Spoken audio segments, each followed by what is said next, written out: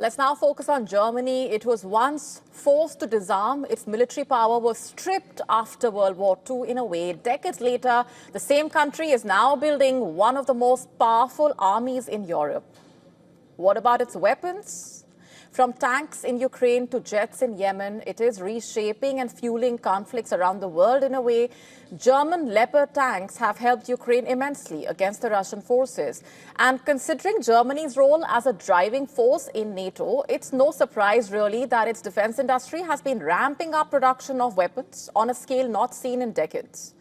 Since the war in Ukraine started in 2022, Germany has not just supported Kiev, it has also reinforced its own military strength.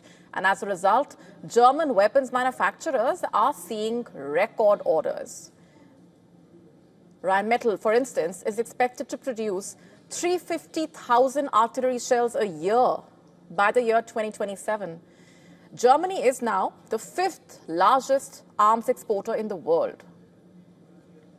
A growing engine for its economy, but German weapons are shaping conflicts far beyond Europe. Once known for its rather cautious arms export policy, Germany is now loosening restrictions and expanding output.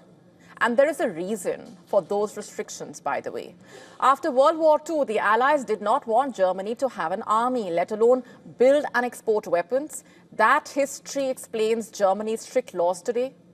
Every export requires government approval, covering just about everything from tanks and warships to firearms and fighter jets. The rules basically differentiate between weapons and war weapons. Each category is subject to different levels of scrutiny. So who is buying German weapons is the immediate question. Let's get you the answer. Its closest allies, for one, and countries considered like-minded.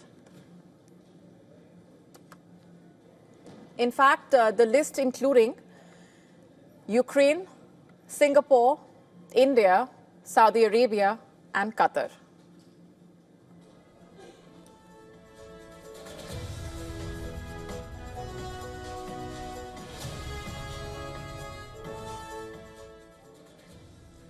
According to German news outlets, before exporting, Berlin is meant to consider, is the recipient in a conflict?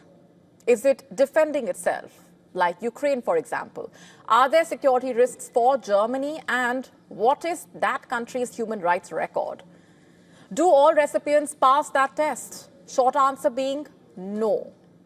Just take the Eurofighter Typhoon jet, for example. It's been popular in West Asia, sold to Qatar and Saudi Arabia reportedly, and it's been crucial in the war in Yemen. A Saudi-led, Western-backed coalition, including the UAE, has fought the Houthis there since 2015, remember. That war has triggered a humanitarian catastrophe. Over 400,000 civilians killed. Widespread human rights violations. Despite this, German weapons continued to flow to Saudi Arabia, a clear contradiction to Germany's own export principles. After the murder of the Saudi journalist Jamal Khashoggi in 2018, Germany imposed an arms embargo on Riyadh. But investigations, reportedly including one by DW in 2019, found that German parts and systems were still used in Yemen, reportedly. We are talking about warships, combat jets, tanks, and armored vehicles. That embargo has since been lifted because of political calculations, reportedly. But some say, others point out saying that it's because of the Ukraine war and Germany's search for new energy partners after banning Russian oil and gas. And that means looking to West Asia. But it's not just Europe or Yemen. If you trace Germany's arms exports on a map, you will find connections across the world.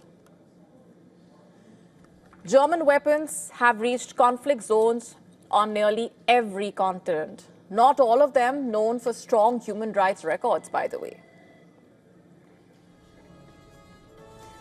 And then there's the exception here, that's Israel. Historically speaking, Germany has been committed to Israel's security, a commitment rooted in its complicated past. In the Holocaust, and even today, reportedly, Israel's security remains a pillar of German foreign policy. Between 2019 and 2023, Israel received 69% of its arms from the United States, 30% from Germany.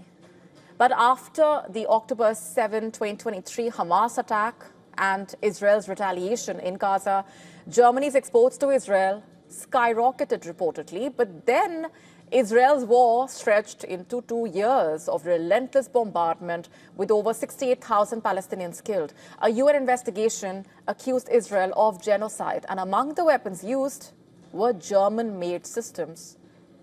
The Merkava tank, used by Israeli military in its operations in Gaza, reportedly are powered by German engines. The Matador anti-tank system, reportedly used by IDF soldiers against Palestinian establishments, are German-made.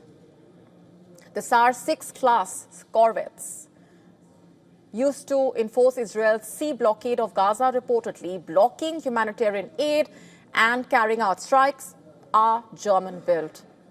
But when Israel announced its ground offensive on Gaza, something shifted in a way. Germany emerged as one of Israel's sharpest critics. And in a major policy reversal, Germany suspended arms exports to Israel.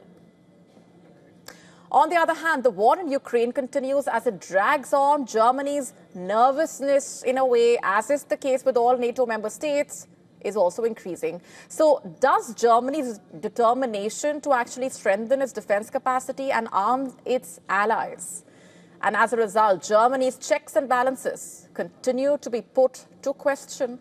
And as it produces and exports more weapons than ever before, those lines are starting to blur in a way. In the end, Germany may no longer be waging wars, but its weapons are fighting them around the world. To stay up to speed with the latest news, download the WION app and subscribe to our YouTube channel.